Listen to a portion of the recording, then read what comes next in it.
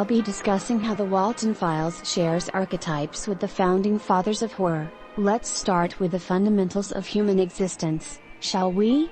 The fundamentals of human existence are often found within ghost stories. Ghost stories can be split into three main topics, those being nature of the soul, mortality and ancestry. Ancestry can be seen within the Walten Files as well as The Tomb written by H.P. Lovecraft. Let's introduce the main characters from both of these mediums and explain their shared archetypes. Sophie Walten, the main character from the Walten Files, is trying to figure out the secrets behind her deceased family members. In the Walten Files 3, Bunny Farm, she and her girlfriend discover a scrapped video game in one of the old Bonsberger's locations. Instead of playing together the next day, Sophie decides to play alone. While playing, it is clear that the machine is possessed and trying to send a message to Sophie specifically. Through the usage of gameplay, she is told how her family passed away as well as how they are searching for her beyond the grave. Now that you get the gist, let's watch a clip from the video. Oh, faces of people that I think I knew when I was younger. I knew these people and for some reason my brain just forgot about them. What I just showed is an example of the fundamentals of human existence as it pertains to ancestry. Sophie is eager to learn about her family's past even though it can be grueling and unpleasant to go through. The only motivator she has is her curiosity, which soon develops into an obsession. This can be seen initially where Sophie decides to play alone rather than wait the morning with her girlfriend. Sophie's experience shows how morbid curiosity of the past can not only harm oneself, but others as well. Now that we got that out of the way, let's talk about The Tomb. The Tomb is narrated through the warped perspective of Jervis Dudley as he explains his lifelong obsession with the Hyde's family. It began when he discovered a tombstone next to an old disheveled mansion that once belonged to the Hydes. As his life progressed, his curiosity of the ancient family morphed into an obsession. He began to see people that weren't there and secluded himself from the rest of society. To prove his dedication to the Hydes, he spent most of his time in the mansion or sleeping beside the tombstone. Jervis was hit with reality the moment his father along with the rest of the townspeople came to check on him. Since he's lived alone for so long, he convinced himself that they were attempting to murder him as he delves into madness. Here's a quote from the book that I thought depicted his obsession very well. I might never lie in the tomb of the Hydes. Was not my coffin prepared for me? Had I not a right to rest till eternity amongst the descendants of Sir Geoffrey Hyde? The Tomb ties in within the fundamental flaws of human existence and ancestry because Jervis dedicates his life to the Hyde's family. What started off as curiosity melded into that of an obsession. He began to seclude himself from everyone, which hurt his family along with the rest of the townspeople.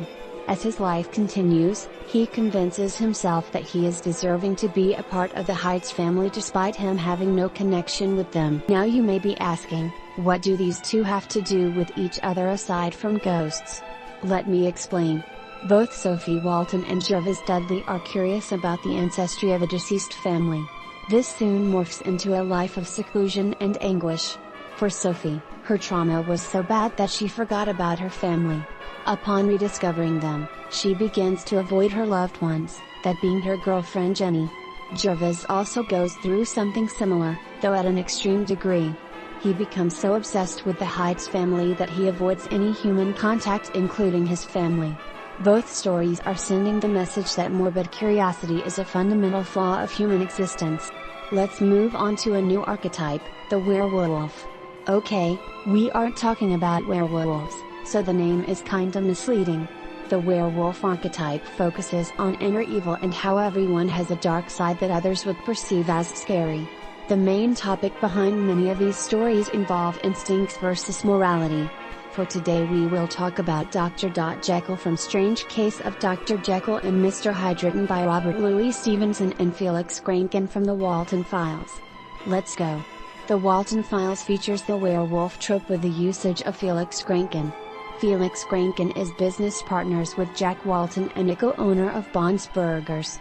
On the outside, Felix is seen as a generous man, with not only a giant brain, but also a giant heart.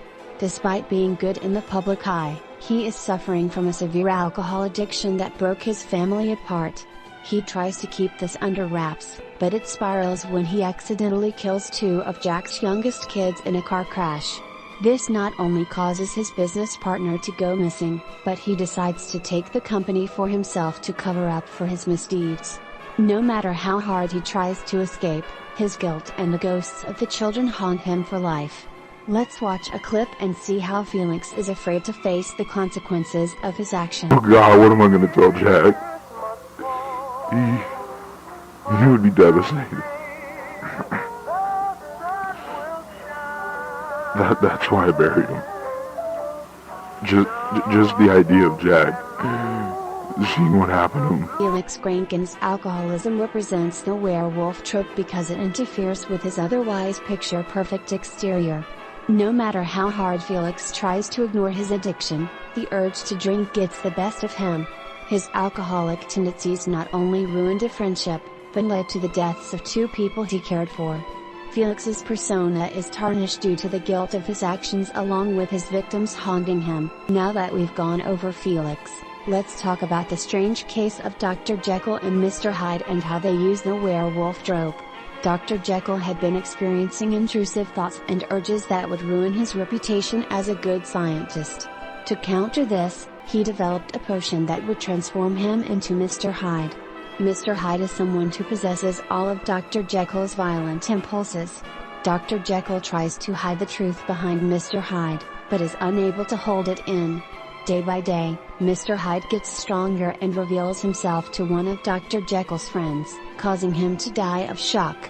Not only that, but Mr. Hyde's violent impulses caused him to murder other civilians as well.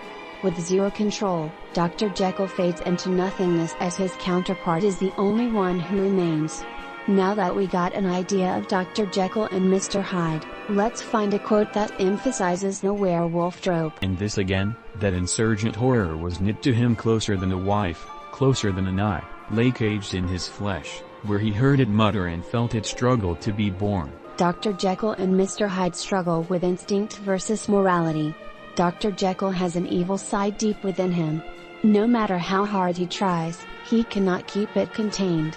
At the end of the day, the actions of Mr. Hyde are also Dr. Jekyll's. This explains why he not only hates himself, but his own creation. The idea of morality slowly fades upon realizing that they are the same person. Eventually Mr. Hyde is able to take full control of the body, showing how instinct wins. Dr. Jekyll and Felix are similar for various reasons. Both of them have an inner monster that ruins their perfect reputation on the outside. Dr. Jekyll knew that Mr. Hyde was committing murders, but refused to admit the truth until he was on his deathbed. Felix also caused the death of two children due to a car crash, but continued to run his business as if nothing ever happened.